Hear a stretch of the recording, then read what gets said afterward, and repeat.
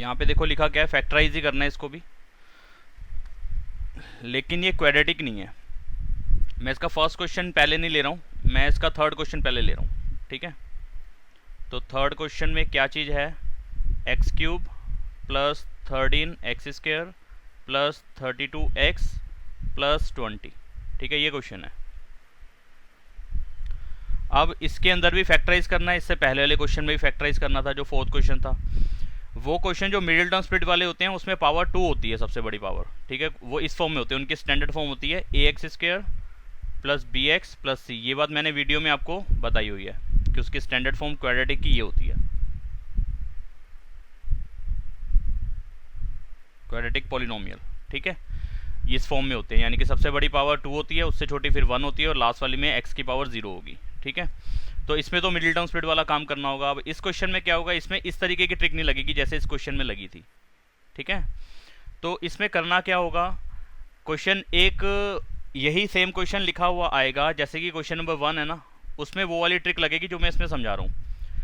एक तरीका ये होता है कि मैं फर्स्ट 2 और लास्ट 2 में से कॉमन ले लूँ। जो फैक्टराइजेशन इसकी मिडिल टर्म स्प्लिट करते थे उसमें 4 टर्म बन जाती थी, ठीक है, ax², और जो बीच वाली टर्म होती थी bx वाली, वो 2 पार्ट में डिवाइड हो जाती थी, उसको b1x और b2x लिख देता हूँ मैं, ठीक है, प्लस लास्ट वाली टर्म वो c थी। फिर आप इन दोनों में से कॉमन लेते थे और इन दोनों में से कॉमन लेते थे। होती कितनी टर्म थी ये टोटल मिला के, 4 टर्म्स होती थी, ठीक है। कौन कौन सी, 1 2 3 और एक 4 टर्म्स होती थी। यहाँ पे भी आप देख रहे हो 4 ही आ गई हैं, बस फर्क ये आ गया कि पावर 2 के साथ स्टार्ट होता था, ये पावर 3 के साथ स्टार्ट हो गया। पावर 3 के साथ भी स्टार्ट हो सकता है, पावर 4 के साथ भी स्टार्ट हो सकता है क्वेश्चन, पावर 5 के साथ भी हो सकता है, पावर 6 के साथ भी हो सकता है, इस टाइप का क्वेश्चन, ठीक है। तो पावर 6 वाले क्वेश्चन नहीं आएंगे आपको मैक्सिमम पावर 3 पावर 4 वाले क्वेश्चन देगा इसके अंदर, ठीक है, यानी कि क्यूबिक और बाई क्वाड्रेटिक। तो इस टाइप के क्वेश्चन में हम क्या ट्रिक लगाते हैं, पहले तो मैं फर्स्ट 2 और लास्ट 2 में से कॉमन लेके देख लूंगा कि ब्रैकेट बीच वाले सेम बन रहे हैं कि नहीं बन रहे, ठीक है। तो फर्स्ट 2 में से कॉमन क्या आएगा देव, फर्स्ट 2 टर्म्स में से कॉमन क्या आएगा,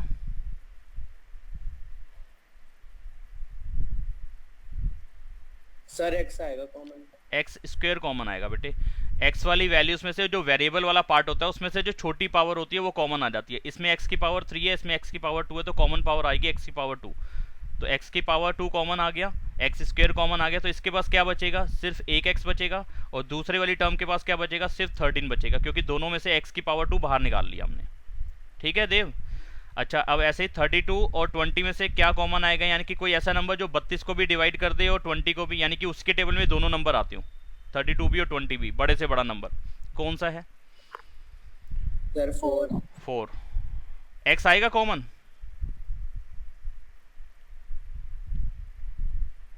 सर नहीं आएगा, क्योंकि x इसके पास है, इसके पास नहीं है, x कॉमन नहीं आएगा। चलिए अब 4 जो कॉमन लिया अंदर क्या बचेगा यहाँ पे, सर x प्लस 20, हाँ, 8 प्लस 5 बचेगा।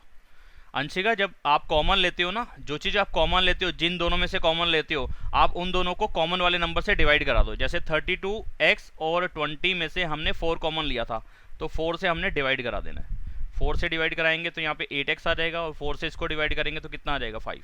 तो ये करके देखना नहीं होता, लेकिन थोड़ा सा अंदाजे से मतलब कि कैलकुलेशन दिमाग में कर लेनी होती है, और वो यहाँ पे हम लिख देते हैं। इतना करने के बाद अगर आपके ये दोनों ब्रैकेट सेम नहीं आए, तो इस अप्रोच से हम क्वेश्चन को आगे सॉल्व नहीं कर पाएंगे, इसका सॉल्यूशन नहीं बन पाएगा इस तरीके से। बात आई समझ में? yes, sir. तो इसके आगे हम इस तरीके से आगे नहीं बढ़ सकते। ये ब्रैकेट सेम आ जाते फिर मेरा काम हो गया था। पहला क्वेश्चन बताऊं अब मैं, अब ये वाला स्टेप पहले क्वेश्चन में लगाते हैं। क्वेश्चन नंबर 1 कॉपी कर रहा हूं, यानी कि फर्स्ट पार्ट कॉपी कर रहा हूं। ये था देखो x³ minus 2x² minus x plus 2। अब इसमें देखो क्या होता है, इसमें मैं फर्स्ट 2 में से कॉमन लेता हूँ, लास्ट 2 में से कॉमन लेता हूँ। फर्स्ट 2 में से कॉमन आएगा अगेन x², कोई नंबर तो है नहीं, यहाँ पे 1 है और यहाँ पे 2 है, तो 1 और 2 में से तो कुछ कॉमन लिखने की जरूरत नहीं है, जैसे 1 ही कॉमन है, लेकिन 1 से डिवाइड करके उस पर कुछ फर्क तो पड़ेगा नहीं, इसलिए 1 कॉमन दिखा के मैं करूँगा क्या, ठीक है। अब यहाँ पे क्या बचेगा, फर्स्ट नंबर की जगह पे एक x बचेगा, और दूसरे नंबर की जगह पे क्या बचेगा, 2 बचेगा, लिख दिया। अब इन दोनों में से कॉमन क्या होगा, जिसको मैं येलो शेड करने वाला हूँ, एक ये और एक ये, इन दोनों में से क्या चीज़ कॉमन आएगी बताओ?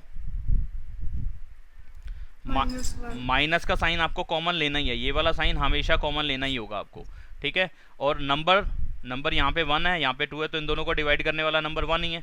और x इसके पास है, इसके पास है नहीं, इसलिए x कॉमन आएगा नहीं, तो 1 कॉमन आया, इसके पास बचेगा x और इसका साइन चेंज हो जाएगा -2। यानी कि जब भी आप माइनस का साइन कॉमन लेते हो, इस बात को अपने दिमाग में डाल के रखना, जब भी माइनस का साइन कॉमन लोगे तो जो मेन साइन। यस सर आपने ये सेकंड पार्ट क्या करवाया है, एक बार समझाना, वो मेरा कनेक्शन चला गया था। अभी दिखा रहा हूँ मैं, सेकंड पार्ट अभी कंप्लीट हुआ नहीं है, अभी दिखा रहा हूँ, अभी इसको कंटिन्यू कर रहा हूँ और इसके बाद सेकंड क्वेश्चन हमने जो थर्ड वाला क्वेश्चन है वो दोबारा से करना है। अभी देखो 1 मिनट, ये कॉमन लेने के बाद ये बचा था हमारे पास, बेटा देखो सारे जने कॉमन लिया फर्स्ट टू और लास्ट टू में से, मेरे पास जो टर्म्स बची हैं यानी कि जो ब्रैकेट बचे हैं मेरे पास, उनको मैं ग्रीन शेड कर रहा हूँ। सेम है कि नहीं है? हमारा काम बन गया, हमारा काम बन गया, ये सेम आते ही हमारा काम बन गया। अब हम क्या करेंगे, वही जो कल वाली बात समझाई थी कि कर्ली ब्रैकेट लगा लो या फिर आप स्क्वायर ब्रैकेट लगा लो, जोन से ब्रैकेट लगाने हैं या लगा लो, अपने आप को समझाने के लिए। ये स्टेप दिखाना जरूरी नहीं होता है, लेकिन समझ में आना जरूरी है आपको। ये वाला जो अब नीचे वाला लिख रहा हूँ, अब मैं करूँगा क्या, इस पूरे में से क्या चीज़ कॉमन आएगी, क्योंकि अब मेरे पास 2 टर्म्स बची हैं, एक ये वाली और एक ये वाली। इन दोनों में से क्या चीज़ कॉमन है, x-2, ये ग्रीन वाला ब्रैकेट कॉमन है, दोनों के पास है, तो x-2 मैं बाहर ले लूँगा। इस कर्ली ब्रैकेट के अंदर बच क्या जाएगा, इस पूरे में से, जिसको मैं येलो शेड कर रहा हूँ, ग्रीन के ऊपर भी आएगी ये शेड, इस पूरे में से अगर मैं x-2 बाहर निकाल लूँ तो क्या बचेगा, सिर्फ ये x² बचेगा ना।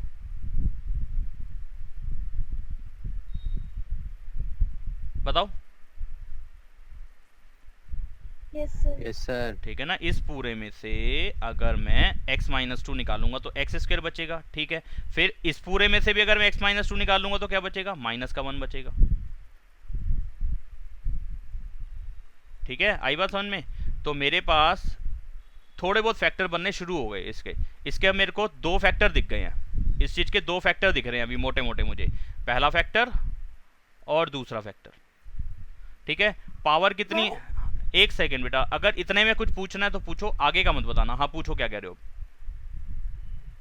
सर ये जो 2x-2 थे, हाँ, इसमें से 1 क्यों लिखा है, क्या क्वेश्चन है? बोलो अंश, पूछो क्या कह रहे हो? बेटा आपके ना माइक में से आवाज मेरे को सही से क्लियर आ नहीं रही है, मतलब कि दोबारा बोलो, आराम से बोलो। हाँ अब आई।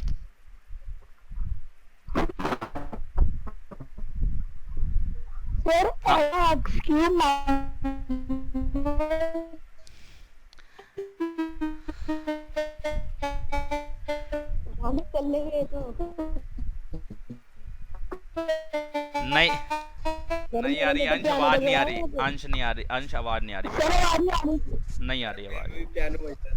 हाँ वो पियानो टाइप बज रहा है, पियानो बज रहा है।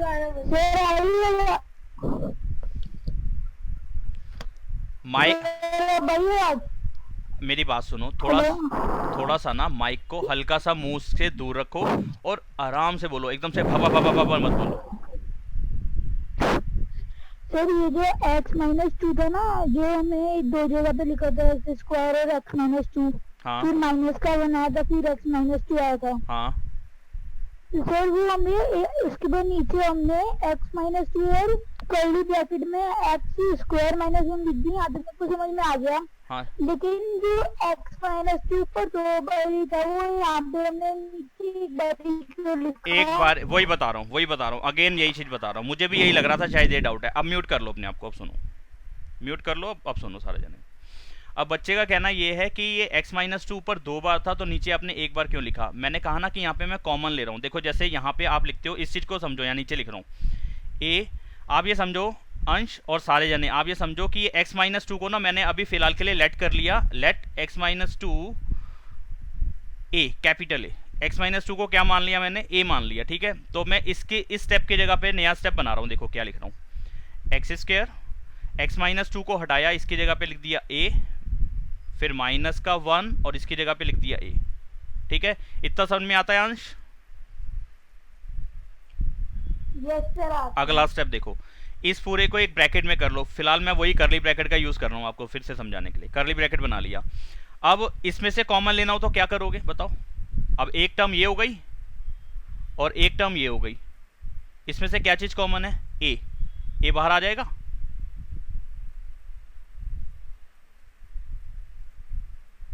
बोलो आया कि नहीं समझ में? ए बाहर आएगा कि नहीं आएगा? ए बाहर ले लिया। आपके उसमें ना माइक में पियानो की सी आवाज आ रही है। ए कॉमन ले लिया तो क्या बच जाएगा? अब इसके पे से ए ले लिया तो क्या बचेगा? एक्स स्क्वायर माइनस इसमें से ए ले लिया तो क्या बचेगा? 1। मेरे में से भी आ रही है। ये नोट हो जाता है ना सिग्नल पे, ऐसा लगता है कि पियानो की आवाज आ रही है। हाँ तो ऐसा करो, चलो कोई बात नहीं, अभी फिलहाल ये स्टेप समझो जो मैं बता रहा हूँ। तो ए कॉमन ले लिया मैंने, तो ए कॉमन लिया तो वो एक बार ही बाहर आएगा ना, यानी कि ऊपर इसके पास भी ए एक बार है, इसके पास भी ए एक बार है। ए हमने कॉमन ले लिया तो क्या बचेगा? आपसे आवाज हमारी बहुत खराब आती अंश क्या कह रहे हो? क्या कह रहे हो देव? वंश क्या कह रहे हो? सर आपकी आवाज बहुत खराब आ रही थी, बीच बीच में आ रही है बहुत। सबको ऐसा हो रहा है? सर मेरे को हो रहा है सर। एक सेकेंड। थोड़ी बीच में ब्रेक। हाँ देव क्या हुआ? आवाज आ रही है? सही नहीं आ रही? हाँ सर सही आ रही थी, अब सही है। पहले थोड़ी ब्रेक हो के आ रही थी। ब्रेक होके आएगी नहीं यार, बिल्कुल सही आनी चाहिए। ब्रेक तो होनी ही नहीं चाहिए किसी भी हालत में।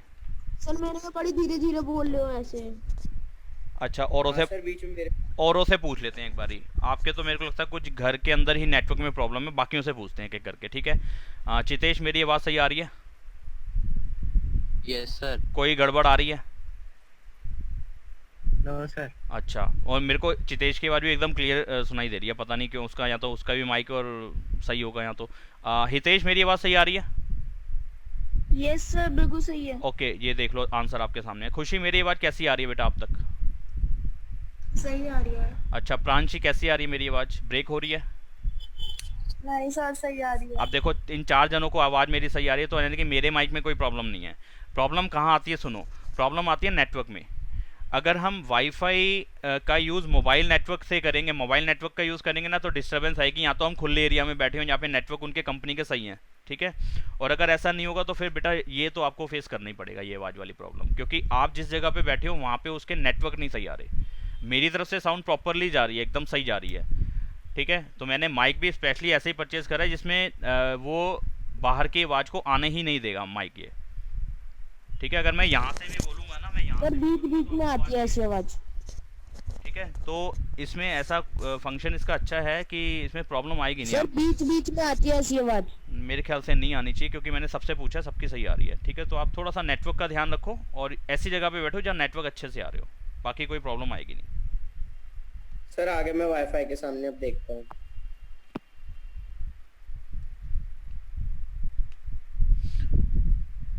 अब ए कॉमन निकाल लिया, वापस अब ए की जगह वैल्यू वही वाली दे दो। कौन सी थी? ए की वैल्यू क्या थी? x minus 2। x माइनस 2 लगा दो इसकी जगह पे, तो कितना आ जाएगा? x माइनस 2 और दूसरे ब्रैकेट में क्या आ जाएगा? X square minus 1। यही लिखा था हमने ऊपर, x माइनस 2 और एक्स स्क्वायर माइनस 1। अंश अब क्लियर हो गई बात बेटा?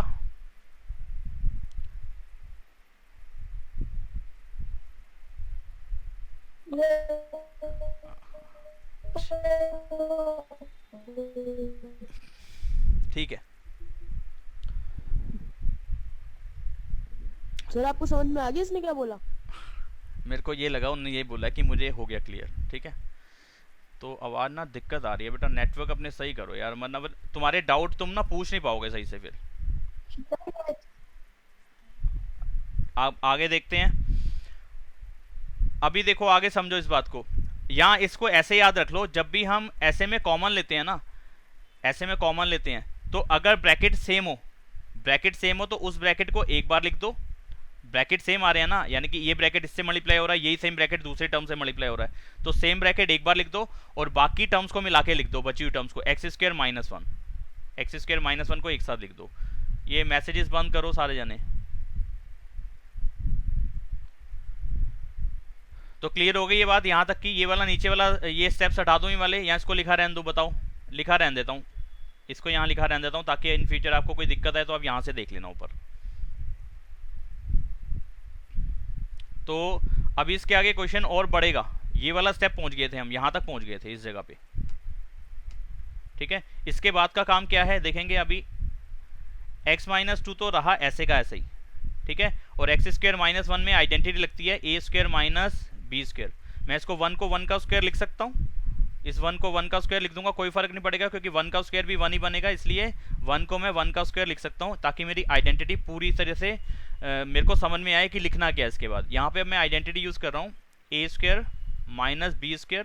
a² - b² आप 8th क्लास में भी अच्छे से पढ़ के आए हो, a + b into a - b होती है, ठीक है। तो ये वाली आइडेंटिटी का यूज़ कर दूंगा यहाँ पे, तो कितना हो जाएगा x-2 दूसरे ब्रैकेट में आएगा x+1 और तीसरे ब्रैकेट में आएगा x-1। ये x-2 का तो x-2 रहा, और x² - 1² में आइडेंटिटी लगा दी a + b a - b। तो a की जगह पे x है, a की जगह पे x है, b की जगह पे 1 है, तो ये हो जाएगा x+1 और x-1, ठीक है। तो इतने की जगह पे हम क्या लिख सकते हैं, ये दो ब्रैकेट लिख सकते हैं, ये वाले दो ब्रैकेट, और ये वाले दो ब्रैकेट मैंने यहाँ लगा दिए x+1 और x-1। क्लियर, ये वाला क्वेश्चन क्लियर? Yes sir. ये इसका आंसर आया, यानी कि इसमें कितने फैक्टर्स बने, एक फैक्टर, दूसरा फैक्टर और तीसरा फैक्टर। इस क्वेश्चन के 3 फैक्टर बने। अब आप इस क्वेश्चन को देखो, क्या था क्वेश्चन की हाईएस्ट पावर कितनी थी 3, यानी कि डिग्री कितनी थी इसकी 3, तो इसके फैक्टर्स भी कितने बन सकते थे, मैक्सिमम फैक्टर्स कितने बन सकते थे, डिग्री के इक्वल ही होते हैं वो 3, तो 3 मुझे मिल गए, ठीक है। ये बात समझ में आई।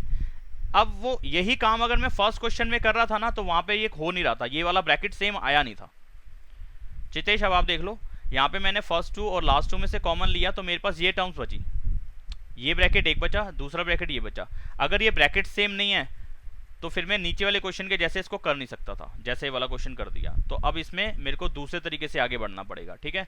तो मैं यहीं पे स्पेस बना रहा हूँ और इसी में इसको करूंगा आगे। सर प्लीज पूरा क्वेश्चन एक बार दिखाना।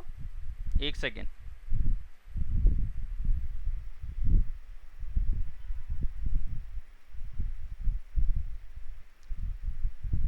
कौन से वाला क्वेश्चन दिखाऊं, फर्स्ट वाला?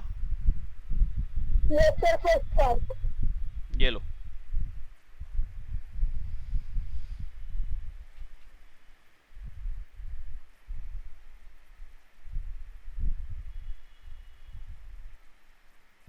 Okay sir.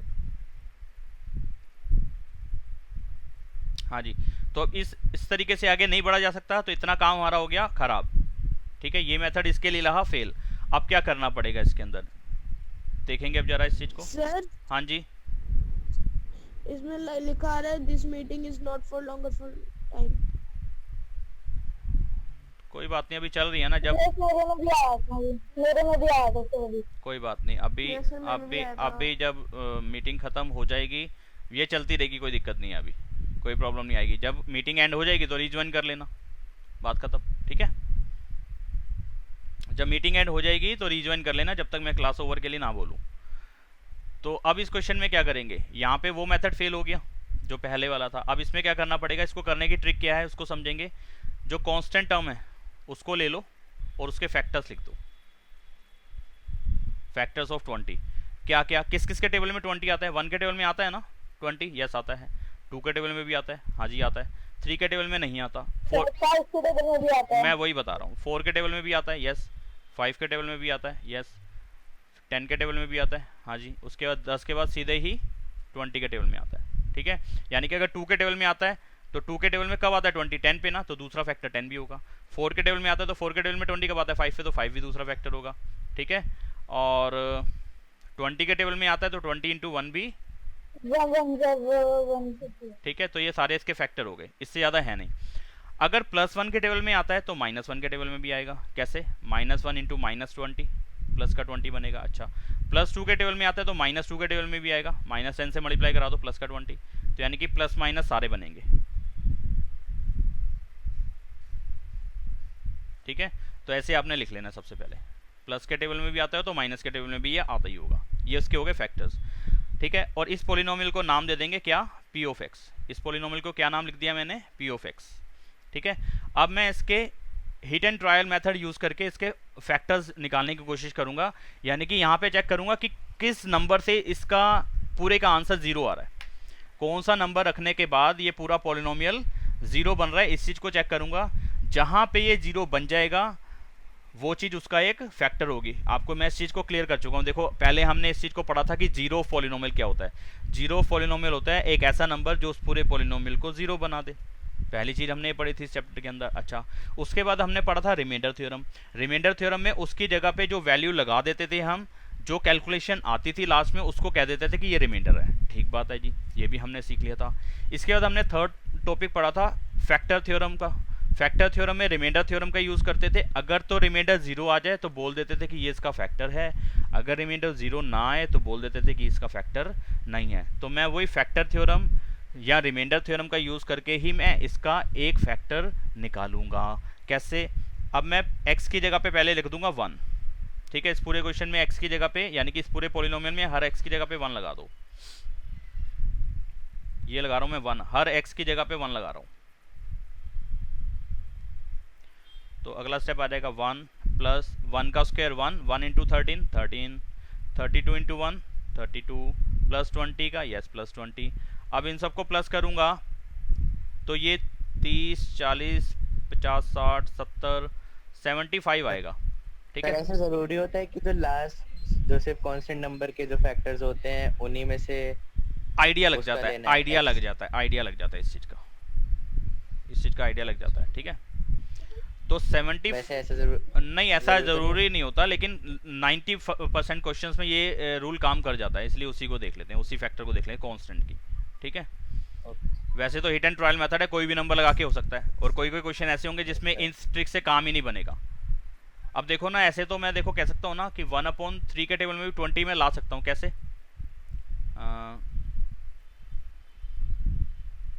आ जाएगा ना, यानी कि 1/3 भी इसका एक फैक्टर है, 20 का फैक्टर क्या है 1/3 भी है, 1/5 भी इसका फैक्टर है। कैसे? 100 पे, तो यानी कि इसके फैक्टर और कितने मिल रहे हैं, 1/5 भी मिल रहा है और 100 भी मिल रहा है। ठीक है, तो इस तरीके से हम बढ़ेंगे तो बहुत गंदे तरीके से हम घुस जाएंगे इस क्वेश्चन के अंदर, बहुत ज़्यादा डेप्थ में चले जाएंगे। हमारे को जो सिलेबस दिए है ना अभी इन्होंने, देखो इसकी मैं बताता हूँ आपको, इसकी फैक्टराइजेशन कॉलेज लेवल में अच्छे से समझ में आती है, क्योंकि बहुत बड़ा गहरा टॉपिक है क्यूब वाला। ठीक है, हमारे लेवल पे जो हमें क्वेश्चन दिया है वो इसी ट्रिक से काम हो जाता है हमारा, वरना तो फैक्टर वाली बात में चले जाएंगे तो हम पता ही नहीं कहाँ तक चले जाएंगे उसके अंदर। ठीक है, तो अभी हमारे लेवल के हिसाब से हम इसी तरीके से आगे बढ़ जाएंगे तो हमारा काम बन जाएगा।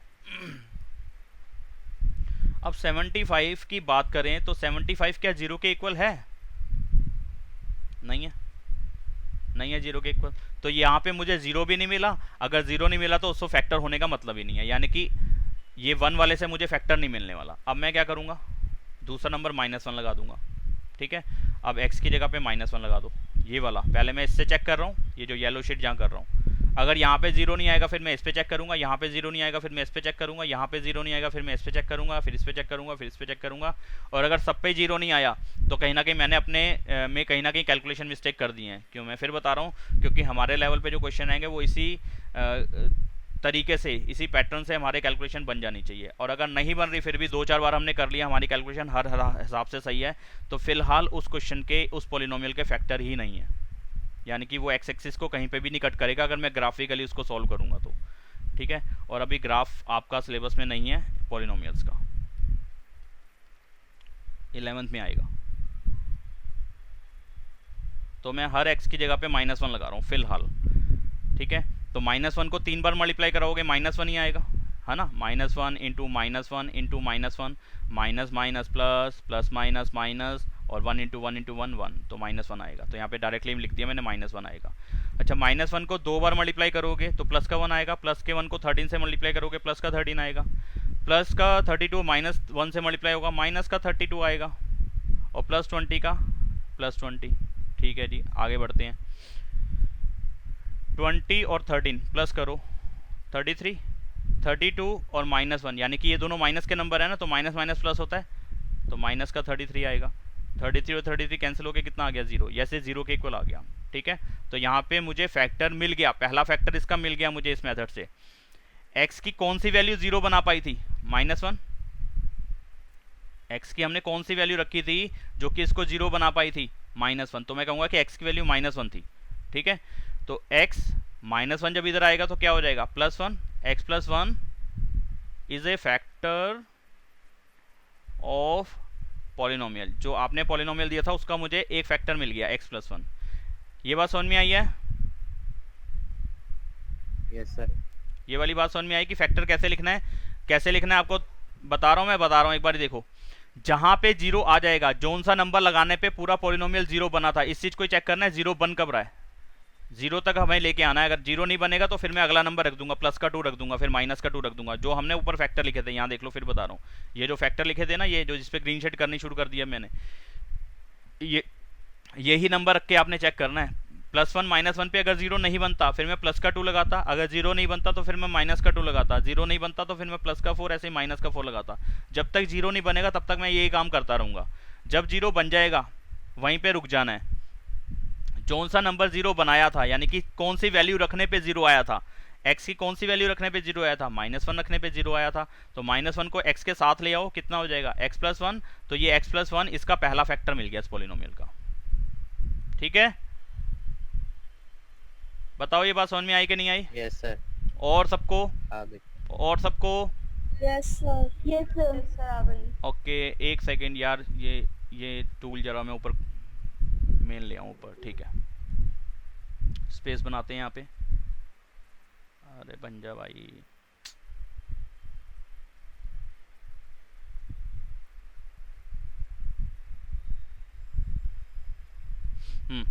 अब आगे का काम करते हैं। अच्छा, अब मैं आपको बोलूं कि भाई 24 का एक फैक्टर 4 है, दूसरा फैक्टर कैसे पता लगाओगे आप? डिवाइड कर दो। 24 का एक फैक्टर 4 है तो दूसरा फैक्टर डिवाइड कर दो, 6 आ जाएगा।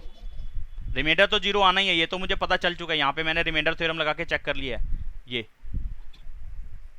ठीक है, तो दूसरा फैक्टर निकालने के लिए हमें क्या कर देना चाहिए? डिवाइड कर देना चाहिए। जिस चीज के फैक्टर निकालने थे उसको एक फैक्टर जो मिला है उससे डिवाइड करा दो, दूसरा फैक्टर मिल जाएगा। ये बात समझ में आई है सबको? Yes sir. ठीक है, और ये जो क्वेश्चन करा रहा हूँ ना, आपके पेपर में जब भी आप क्लासरूम में जाके पेपर देने वाली हालत में हो जाओगे, यानी कि लॉकडाउन जिस दिन खत्म हो जाएगा और उसके बाद जब भी पेपर आपका पहला होगा, आज लिख देता हूँ आपकी यहाँ पे पेपर शीट, यहाँ पे लिख रहा हूँ मैं, ये क्वेश्चन 4 मार्क्स का होगा। आज लिख दिया मैंने, बोलो। और 100% है, ये आना ही आना है क्वेश्चन 4 नंबर का, कोई रोक नहीं सकता इसे। सर मेरे पे 1 जून से है। जो अभी यहाँ के 1 जून से। कोई बात नहीं, जो हमारे घर पे हम बैठ के टेस्ट दे रहे हैं उन टेस्ट में भी हो सकता है क्वेश्चन पूछ लें। अब वो किस तरीके से ले रहे हैं, इसमें बहुत झंझट है ना। मैं आपका टेस्ट लेने बैठूं तो किस तरीके से मैं उस टेस्ट को लूं और किस तरीके से इस बात को समझूं कि आपने चीटिंग नहीं करी होगी, मुझे ये समझ में नहीं आ रहा। बस बाकी सारी बातें मुझे क्लियर हो रही हैं। तो मैं उस दिन की बात कर रहा हूँ जब आप उस लायक हो जाएंगे सारे, जिस दिन आपका मतलब कि लॉकडाउन ये ख़त्म होता है और हम लोग पेपर देने जाते हैं स्कूल में। तो ये क्वेश्चन उस टाइम 4 नंबर का है, मैं इस चीज़ को बता रहा हूँ। ठीक है, अभी फ़िलहाल जब भी है उसको फ़िलहाल अभी मैं ध्यान नहीं दे रहा हूँ अभी। तो आगे करते हैं इस क्वेश्चन को। एक फैक्टर मुझे मिल गया, दूसरे फैक्टर निकालने के लिए मैं पूरे पॉलिनोमियल जिसके हम फैक्टर निकाल रहे थे उसको डिवाइड करा दूंगा x + 1 से। तो पॉलिनोमियल क्या था उसको लिखते हैं जरा। पॉलिनोमियल था x³ + 13x² x³ + 13x² plus I think 32x था और फिर लास्ट में 20 था। ठीक है, ये क्वेश्चन था इसका।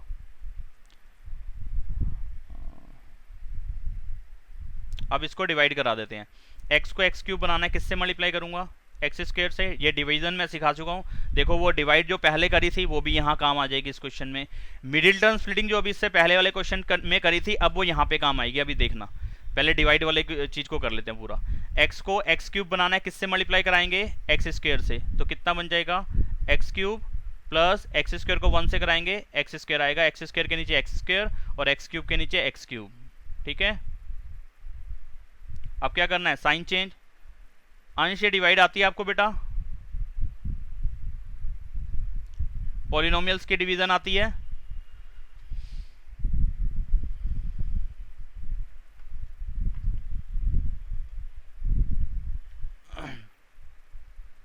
एक्स को एक्स स्क्वायर से मल्टीप्लाई करा एक्स क्यूब, एक्स स्क्वायर को 1 से करा एक्स स्क्वायर। अब साइन चेंज कर दिए, ये फर्स्ट टू टर्म्स कट गई, बाकी सबने डिवाइड सीखी हुई है वो देखते जाएं अभी यहाँ पे। प्लस 12x स्क्वायर आएगा, प्लस 32x आएगा, प्लस 20 आएगा।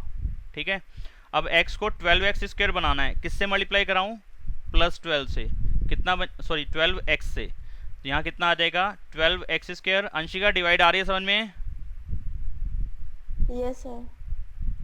ठीक है, 12x की 1 से मल्टीप्लाई करी 12x। और जिनको डिवाइड नहीं आती वो मुझे बता देना, उनको भी समझा देंगे एक दिन निकाल के।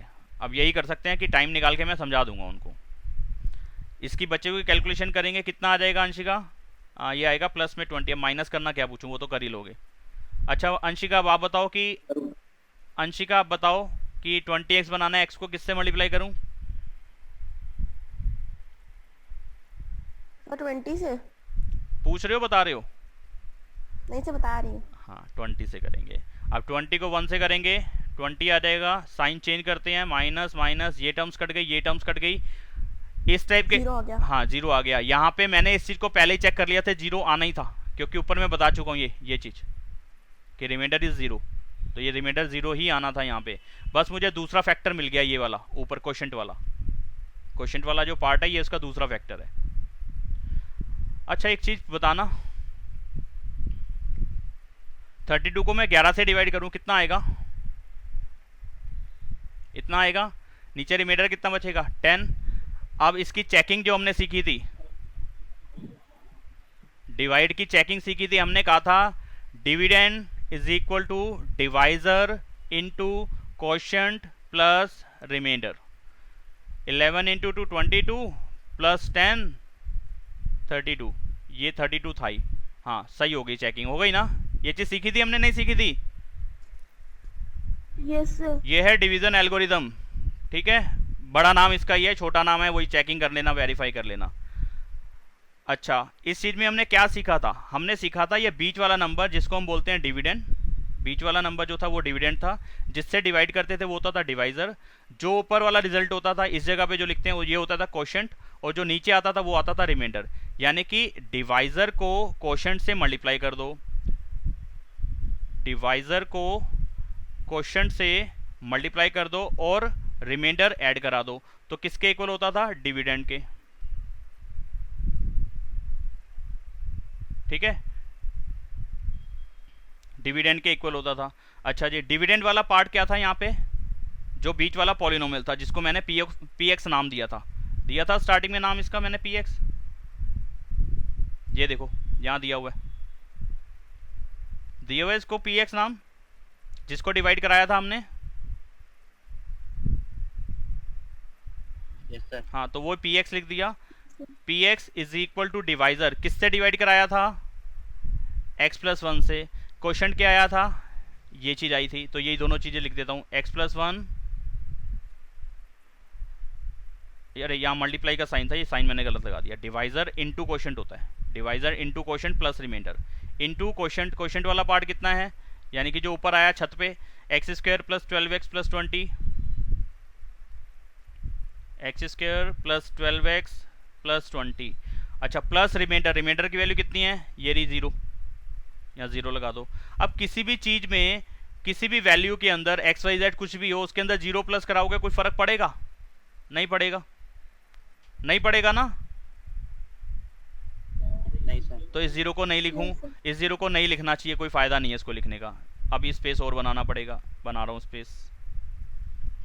तो अगले स्टेप में मैं इस 0 को हटा के दिखा रहा हूँ। आपने हर बार ये लिखने की ज़रूरत नहीं है, 0 को लिख के नहीं दिखाना। आपको यहाँ समझा रहा हूँ कि 0 गई कहाँ एक्चुअलिटी में, यानी कि रिमाइंडर वाला पार्ट जो चेकिंग में रिमाइंडर लिखते थे वो जाता कहाँ है? भाई रिमाइंडर तो 0 आ गया, तो मैं लिखूँ ही क्यों उसको? कोई फ़ायदा नहीं है लिखने का। यानी कि जो क्वेश्चन था हमारे पास, जिसके हमें फैक्टर्स करने थे, जिसको मैंने नाम दिया था p ऑफ x, उसके फैक्टर्स मुझे 2 मिल गए, पहला फैक्टर, दूसरा फैक्टर। जैसे कि मैं 30 के सारे फैक्टर निकालूं, तो सबसे पहले मैंने इसको 2 से डिवाइड करा दिया, तो 2 से डिवाइड कराया तो 15 आ गया, इसके 2 फैक्टर मिल गई। अब 15 को फिर डिवाइड करा दूं, किससे हो जाएगा? 3 से हो जाएगा ना, 3 और 5, तो इसके फाइनली मुझे 3 फैक्टर मिल गए 30 के, 2, 3 और 5। ठीक है, ऐसे ही मुझे इस p ऑफ x के 2 फैक्टर मिले हैं अभी, x प्लस 1 और ये। ठीक है, क्या ये चीज और फैक्टर्स हो सकते हैं इसके, जिसको मैं शेड कर रहा हूँ येलो? क्या इसके अभी और फैक्टर हो सकते हैं? एक को शेड कर रहा हूँ ग्रीन, एक को शेड कर रहा हूँ ग्रीन, क्या इसके और फैक्टर हो सकते हैं? No sir. ग्रीन पार्ट के फैक्टर नहीं हो सकते, बेचारा और नहीं टूट सकता, इसको बहुत मार लिया पीट लिया, अब ये कह रहा है मुझे छोड़ दो, अब मेरी और जान मत लो, मेरी जान बची ही नहीं है, ठीक है, इसके और फैक्टर है ही नहीं, तो इसको तो छोड़ दिया।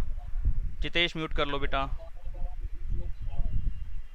अब बचे हुए के फैक्टर हम मिडिल टर्म स्प्लिट से कर लेंगे, देख रहे हो पावर 2 वाला क्वेश्चन आ गया, पावर 2, पावर 1 और बिना पावर वाला, ठीक है। तो इस टाइप का क्वेश्चन, इसको बोलते हैं quadratic equation, sorry quadratic polynomial. अच्छा, क्वाड्रेटिक के फैक्टर करने, हाँ हमने सीख लिया, अभी इससे पहले वाला क्वेश्चन नंबर 4 हमने सीख लिया, वही कंडीशंस यहाँ बना लो। मल्टीप्लाई करके 20 आए, मल्टीप्लाई करके 20 आए ये वाला नंबर, और लास्ट साइन है प्लस, प्लस करके आए सेकेंड लास्ट नंबर 12, दो नंबर मल्टीप्लाई करो 20 आए, प्लस करो 12 आए, सोचे जरा, 10 और 2, 10 और 2 को मल्टीप्लाई करोगे 20 आएगा, 10 और 2 को प्लस करोगे 12 आएगा। तरीका मैंने समझा दिया है वीडियो में, अगर नहीं आया तो मुझे बताना, मैं किसी और तरीके से भी समझा दूंगा, ठीक है। अब वो दो नंबर लिखने का तरीका मैं क्लियर कर चुका हूँ, ब्रैकेट डालो 10x 2x, उसी तरीके से समझा रहा हूँ, वैसे इसके लिखने के और भी तरीके हैं मैं, लेकिन वही समझा रहा हूँ जो मैंने समझा चुका हूँ, उसी तरीके से आपको लिख के बता रहा हूँ।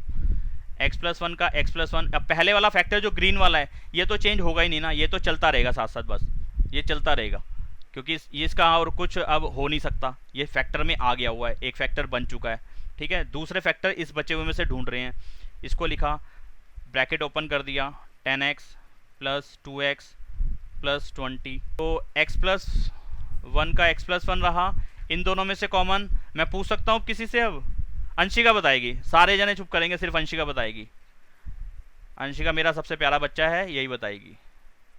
सर x, हाँ अंशिका ने बताना है, x कॉमन ले लिया, बताओ अंशिका क्या बचेगा इन दोनों बेचारों के पास, अब इनसे कुछ ले लिया हमने, क्या बचेगा इनके पास? Sir x+10। कमाल कर दिया अंशिका ने। अब दूसरे दो नंबर में से जिनको मैं ग्रीन शेड कर रहा हूँ, इनमें से बताओ क्या कॉमन है? बता दो सर, इसमें से 2 प्लस का साइन बताना है, ये वाला 100%, ये नहीं लिखोगे क्वेश्चन का, अगर ये साइन नहीं डाला ना यहाँ पे, अगर साइन इग्नोर कर दिया, कहा जी प्लस का साइन लगाना तो जरूरी नहीं होता और नहीं लगाया, समझ लेना इस क्वेश्चन का सर्वनाश हो गया, इसी स्टेप के बाद बेड़ा गर्क हो गया यहाँ पे प्लस का साइन ना लगाने से। अभी बताऊंगा आगे कि क्यों हो गया। 2 लगा दिया, कितना बचेगा x, आगे बताओ। x+20। हाँ 20 बचेगा, 2 कॉमन भी ले रही है और 20 का 20 भी बचा देगी। ओ सॉरी सॉरी सॉरी सर, इसका आएगा 10। 10 क्यों आएगा? 2 कॉमन लिया तो डिवाइड कराएंगे, 10 ही है। कंफ्यूज कर रहे हो आप। हाँ तो मेरा काम है, मेरा काम है, जब मैं पढ़ा रहा हूँ तो मैं आपसे क्वेश्चन ऐसे पूछूंगा ना कि आप थोड़े कंफ्यूज हो जाओ, क्यों हो रहे हो, मत हो। आपको जी कॉमन लिया तो ये बचना चाहिए, 2 से डिवाइड कराया मैंने, कॉमन लेने का मतलब डिवाइड कराया। बहुत से बच्चे कहते हैं कि सर x की पावर 3 में से और x² में से जब आप x² माइनस करते हो तब तो यहाँ लिख देते हो आप x और माइनस का 1, तब आप इसमें से माइनस करा देते हो, शायद से यही सोचते होगे है ना कि माइनस करा के लिख दिया। लेकिन जब आपने 20 में से 2 कॉमन लिया तो 20 में से 2 माइनस करा के 18 क्यों नहीं लिख देते? बहुत से बच्चों को ये भी क्वेश्चन आता है। लेकिन आप जब डिवाइड कराते हो ना वेरिएबल वाले पार्ट को, तो आपको मालूम है कि डिवाइड में पावर माइनस ही होती हैं, इसलिए माइनस ही होना था रूल के हिसाब से। सारे रूल्स इस खोपड़ी में होने चाहिए जब हम पढ़ रहे हो, ठीक है। डिवाइड वेरिएबल, जब हम वेरिएबल को डिवाइड कराते हैं तो पावर माइनस होती है, वो हम कर रहे हैं, वो माइनस ही कर रहे हैं कि x की पावर 2 में से एक x बाहर निकाला तो एक पावर बचेगी, और x में से x की पावर निकल गई तो खत्म हो गया, 0 बचेगा, और किसी की पावर 0 मतलब वो 1 आ जाता है, ठीक है। अगर किसी को डाउट हो तो मुझे बताना, इस पे भी 10 मिनट का काम हम कर सकते हैं, बहुत अच्छा टॉपिक है भी समझने के लिए। नहीं तो अगर ये समझ में आता तो फिर इस पे बोलने का कोई मतलब बनता नहीं है। x+1 पहला फैक्टर एज इट इज़। अब बचे हुए में से कैसे लिखने का तरीका था, जो सेम है उसको एक बार लिख दो, एक्चुअलिटी में मैं ये चीज़ कॉमन ले रहा हूँ, एक्चुअलिटी में मैं ये चीज़ कॉमन ले रहा हूँ, और जो बच गया उसको मिला के लिख दो। जो बच गया यानी कि उसको मैं यहाँ पे येलो शेड करके दिखा रहा हूँ, x और 2 बच गया, इसको मैं एक अलग ब्रैकेट में डाल के लिख दूंगा। ये मेरा फाइनल आंसर है इसका। p ऑफ x के जो फैक्टर्स आए वो ये 3 फैक्टर है, और ये काम आपका जो इतना ऊपर करा है सारा, ये मिला के आपका बनेगा 4 नंबर का, ठीक है। देख लो, इसमें कुछ पूछना चाहते हो तो पूछ सकते हो। अगला क्वेश्चन भी मैं करा रहा हूँ अभी। और प्रांशी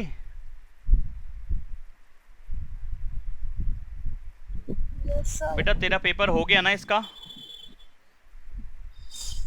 हाँ सर हो गया। अच्छा ये क्वेश्चन पूछा उन्होंने फिर? नहीं सर बहुत इजी क्वेश्चन आए थे। बस फिर तो मजे वैसे ही आ गए। ये ऑनलाइन टेस्ट लेंगे तो फिर वो मजे दिलाएंगे ही दिलाएंगे तुम्हारे को। हाँ भाई देव बाबू बताओ क्या प्रॉब्लम है आपकी? आपने हाथ खड़ा करा था अभी। सर सब लिखना होगा। एक सेकंड दोबारा बोलो, मेरे पास नहीं आई आवाज। सर मैं कह रहा हूँ 4 नंबर में सब लिखना होगा। बेटा ये तो सॉल्यूशन का पार्ट है ना, आप ये वाली चीज़ नहीं लिखोगे जो यहाँ मैंने लिखी है, ये नहीं लिखोगे, लेकिन ये तो पूरा का पूरा स्टेप्स लिखने हैं ना, इसके बिना काम कैसे चलेगा? ये तो आपको निकालना ही पड़ेगा, ये करना पड़ेगा।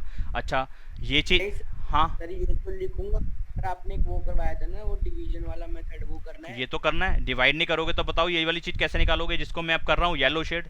बताओ ये वाला पार्ट हमने नीचे लिखा नहीं, ये नीचे लिखा, ये देखो ये वाला जिसपे मैं नीचे सबसे नीचे शेड कर रहा हूँ ये। सर ये दोनों है 4 नंबर के। भाई ये पूरा सॉल्यूशन है 4 नंबर का। ये क्वेश्चन यहाँ से शुरू है, ऊपर से ये छत पे से यहाँ से शुरू है। क्वेश्चन नंबर 3 लिखा है ना यहाँ पे, थर्ड पार्ट ये लिखा है, थर्ड पार्ट यहाँ से शुरू है और यहाँ खत्म है, नीचे जा रहे हैं जा रहे हैं जा रहे हैं जा रहे हैं जा रहे हैं जा रहे हैं, यहाँ पे ये एंड है इसका। ये है 4 नंबर का। लो कर लो बात, इसको कहते हैं लो कर लो बात। पूरी रामायण मैंने पढ़ दी, बच्चे बोले सीता माता कौन थी? सीता माता माता थी। अगला क्वेश्चन कर रहे हैं कॉपी। एक और समझो, एक और समझो, एक में नहीं आता, एक और समझेंगे। क्वेश्चन नंबर 2, इसको मैंने नाम लिख दिया पी ऑफ एक्स। अब फटाफट से तरीका समझा रहा हूँ कि करना क्या है। बताने वाली जो बातें थी वो मैंने ऊपर वाले क्वेश्चन में बता दी।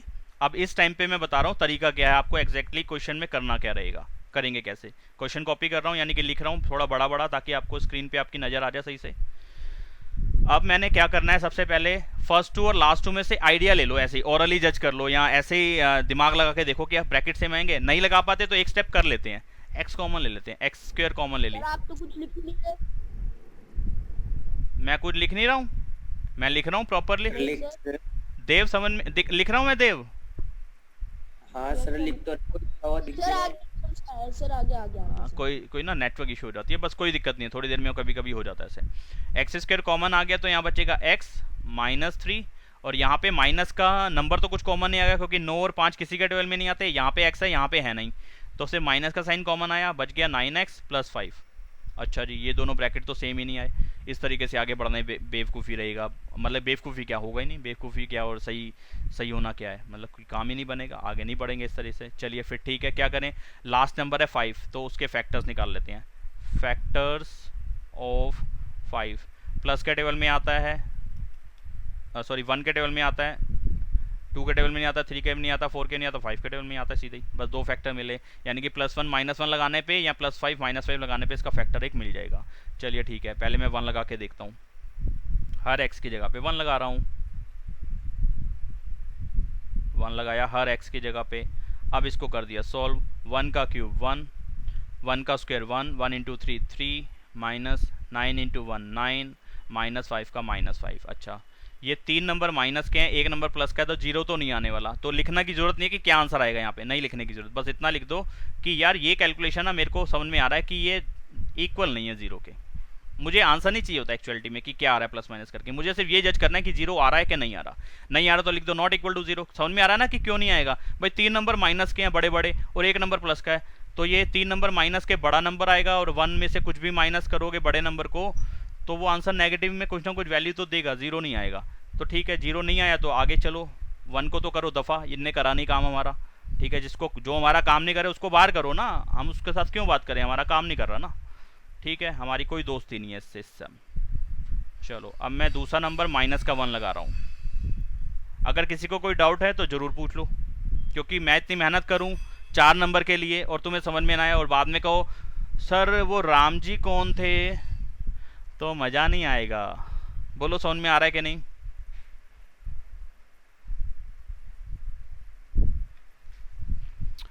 बोलो समझ में आ रहा है कि नहीं बेटा? सर आ रहा है। अच्छा जी ठीक है।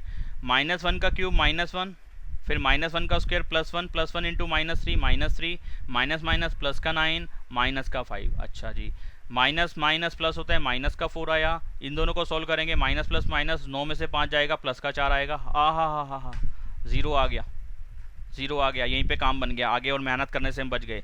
तो x की कौन सी वैल्यू 0 लेके आई थी? -1, पहले वाले क्वेश्चन के जैसे ही, जो भी हमने पहला इससे करा था। -1 जब इधर आएगा तो क्या हो जाएगा? +1। तो ये इसका पहला फैक्टर मिल गया। इम्प्लाइज इट यस सर इस क्वेश्चन में यही होता है कि हमें जाते रहने में 0 ही लाना होता है इसमें। हाँ जी बस जब तक चल रहा है चलाते जाओ, बस 0 जहाँ पे जाके वहाँ पर फिनिश। बस 0 तब आ जाए तब रुक जाओ, बस तब ऐसे कर देना काम जो मैं अब करवा रहा हूँ। जोन सी वैल्यू 0 लाएगी, मानो कि तुमने x की जगह पे 5 लगाया होता और वो 0 लाता, तो मैं लिखता कि x की वैल्यू 5 0 लाई थी, इसलिए x - 5 इसका फैक्टर है। ठीक है, ऐसे लिख देना है।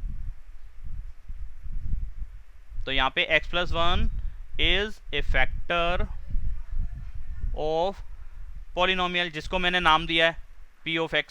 ठीक है, अब दूसरे फैक्टर निकालने के लिए डिवाइड कर दो। जैसे कि मैंने अभी एग्जांपल लिया था कि 30 का एक फैक्टर 3 है, तो दूसरा फैक्टर निकालने के लिए डिवाइड करा दो। दूसरा फैक्टर 10 होगा ही होगा, पक्की बात है, शर्तिया बात है, किसी भी कसम खिलवा लो, इसका दूसरा फैक्टर 10 होगा ही होगा। ठीक है, तो अब क्या करेंगे? x + 1 से डिवाइड कर देंगे पॉलिनोमियल को। ओहो, इतनी लंबी गंदी लाइन, सीधी लाइन नहीं डली, ये सीधी अब डली। पॉलिनोमियल क्या था? ऊपर से करते हैं इसको copy. x² 3x² 9x, x² 3x³ 3x² 9x और शायद -5, दोबारा देख लेते हैं, यही है x³ 3x² 9x -5। ठीक है जी, नज़र आ रहा है सबको? जितना बड़ा मैं लिख रहा हूँ उतना बड़ा नज़र आता है, उससे बड़ा लिखने की ज़रूरत तो नहीं है? No sir. ओके, नहीं, जो मोबाइल पे पढ़ रहे हैं, जो लैपटॉप पे देख रहे हैं, उनको तो बहुत अच्छा नज़र आएगा। जो मोबाइल की सर मैं मोबाइल पे पढ़ता हूँ। अच्छा, तो मोबाइल की स्क्रीन में सबको नज़र आ रहा है अच्छे से?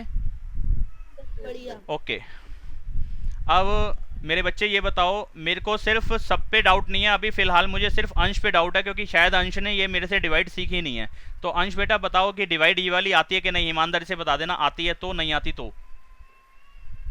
सर ये वाली डिवाइड नहीं आती। नहीं आती, कोई बात नहीं, मैं एक दिन लेके तुम्हारे को डिवाइड सिखा दूंगा, या मैं पुरानी अपनी ये जो बच्चों को मैंने सिखाया था ना, देखता हूँ कोई रिकॉर्डिंग अगर ठीक ठाक सी पड़ी है तो मैं रिकॉर्डिंग वो भेज देता हूँ या चैनल पे डाल देता हूँ, तो वहाँ से देख लेना। ठीक है, तो सबका भला हो जाएगा।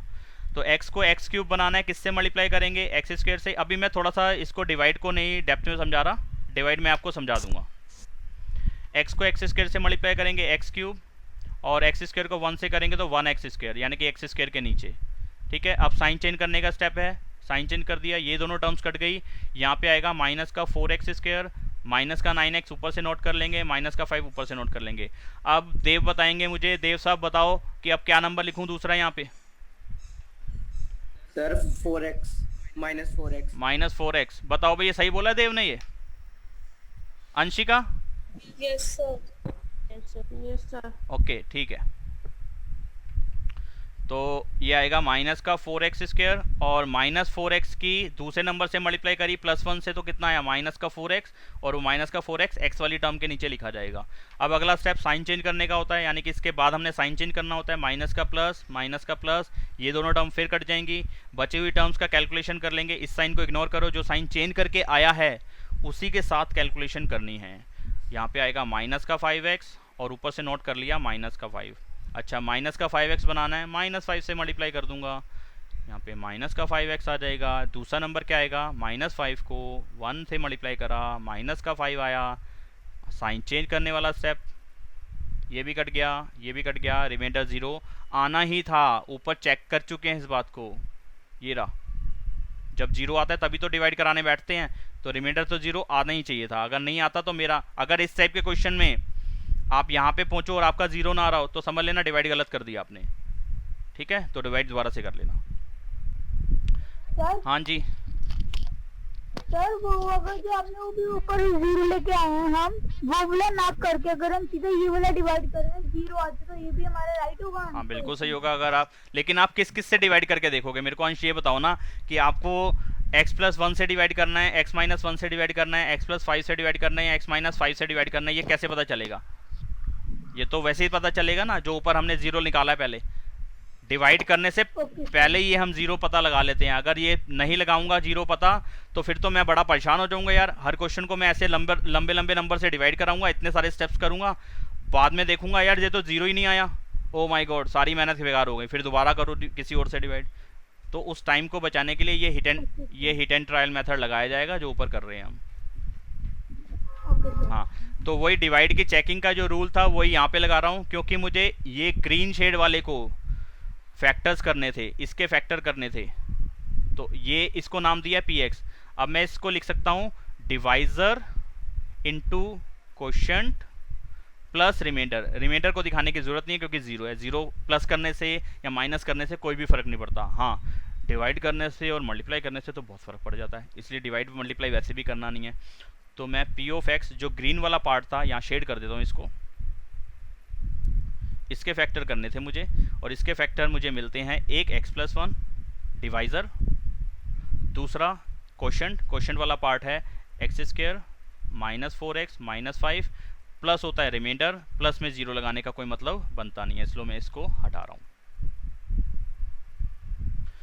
फिर क्या करना होगा भाई, x+1 तो बेचारा और टूटेगा नहीं, इसके और फैक्टर होंगे नहीं, तो x+1 को छोड़ दिया। x² माइनस 4x माइनस 5 के फैक्टर कर लेते हैं। मिडिल टर्म स्प्लिटिंग अब बताएगा मुझे, मिडिल टर्म स्प्लिटिंग अंश ही बताएगा। अंश बताओ क्या कंडीशंस हैं इसके अंदर मिडिल टर्म स्प्लिटिंग की, इस क्वेश्चन की जिसको मैं कर रहा हूँ ब्लू शेड, इसके फैक्टर्स करने हैं, मिडिल टर्म स्प्लिट करनी है। कंडीशंस बताओ पहले तो, क्या चाहिए मल्टीप्लाई करके और क्या चाहिए प्लस करके या माइनस करके।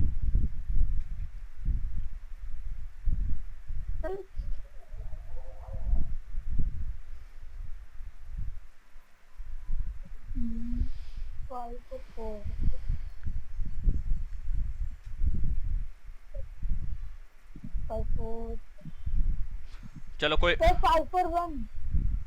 5 और 1 क्या कंडीशंस क्या थी वो पूछ रहा था मैं, क्या सोच रहे थे, दो नंबर मल्टीप्लाई करके क्या आना चाहिए। ओके ओके सर, ये 2 नंबर 4 5 फर्स्ट नंबर और लास्ट नंबर की मल्टीप्लाई 1 इंटू 4 सॉरी 1 इंटू 5 वही दो नंबर क्या करके क्या आना चाहिए, प्लस करके कि माइनस करके। सर माइनस करके क्या? लास्ट में हाँ हाँ हाँ हाँ, माइनस करके कौन सी वैल्यू आनी चाहिए।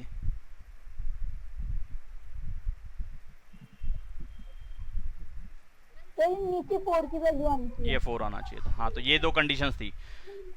दो नंबर जिनको मल्टीप्लाई कराओ 5 आए, वही दो नंबर माइनस करो तो 4 आए। 5 इंटू 1 5 में से 1 गया 4। पहले बड़ा नंबर लिखना है, मैंने बताया हुआ आपको, माइनस का साइन एज इट इज़, फिर ब्रैकेट में आ जाएगा ये दोनों टर्म्स, ये वाली जिसको मैं कर रहा हूँ येलो शेड, ये पूरा का पूरा टर्म्स उठेंगी दोनों की दोनों और ब्रैकेट के अंदर आ जाएंगी। 5 माइनस 1 और दोनों के साथ x और माइनस का 5। क्या मैसेज है जी? हाँ जी, देव साहब ने सॉल्व कर दिया, बहुत अच्छी बात है। x+1 इन आप क्या करेंगे, x² माइनस से मल्टीप्लाई कराओ इसको, माइनस से मल्टीप्लाई कराओ इसको, इस ब्रैकेट को ओपन करो तो कितना आएगा -5x और +1x। अब देखो इसका शॉर्टकट एक और समझा रहा हूँ। मैंने कहा था ना कि एक मेथड कल की क्लास में समझाऊंगा, क्योंकि एक दिन में 2 मेथड समझा दूंगा तो कंफ्यूज हो जाओगे। अब वो वाला मेथड मैं कंप्लीट कर रहा हूँ। यहाँ देखो, इसके फैक्टर करने थे, आपने नंबर जज कर लिए कौन कौन से थे, 5 और 1, कॉमा में डाल दिए 5 और 1 हमने जज करे थे, ठीक है। अब यहाँ पे जो मैं तरीका समझा रहा हूँ ना, उसके अंदर समझो करना क्या है, सुन रहे हो सारे जाने? हाँ, कैसे लिखना है देखो, हाँ देखो कैसे लिखना है। First term as it is, यानी कि इसके फैक्टर करने थे, x² माइनस 4x माइनस 5 के, ठीक है। तो फर्स्ट टर्म जैसी है वैसी लिख दो, ये वाला साइन पहले लिख दो, बड़ा नंबर पहले लिख दो, ठीक है। दूसरा साइन कौन सा आएगा, इन दोनों साइन की मल्टीप्लाई कर लो। माइनस माइनस क्या होता है, माइनस माइनस क्या होता है, प्लस का साइन दूसरे पे आएगा। दूसरा नंबर क्या सोचा था हमने, 1, तो 1x आ जाएगा। -5 का -5। अब देखो मैं यहाँ पे शेड करके दिखा रहा हूँ आपको, जो ग्रीन शेड वाला साइन है ये यहाँ पे आएगा, जो ब्लू शेड वाला साइन है वो यहाँ पे जाएगा विद वैल्यू, ठीक है। और आगे वाला जो है वो भी विद वैल्यू आ रहा है, ये ग्रीन वाला, यानी कि ये पहले दो वैल्यू और साइन, लास्ट की 2 वैल्यू और साइन एज इट इज आती है, बस बीच का साइन का पंगा होता है ये वाला, जो भी मैंने कलर नहीं करा, यानी कि इसको मैं कलर कर देता हूँ। अरे भाई इसको कलर कर देता हूं मैं येलो फिलहाल के लिए। ये वाला, ये येलो कलर वाला साइन हमारे को कहां से मिलेगा? ये दोनों जो ऊपर क्वेश्चन वाले साइन है ना, इन दोनों को मल्टीप्लाई करके, ये है इस वाले बीच वाले स्टेप को अगर छोड़ना है आपने,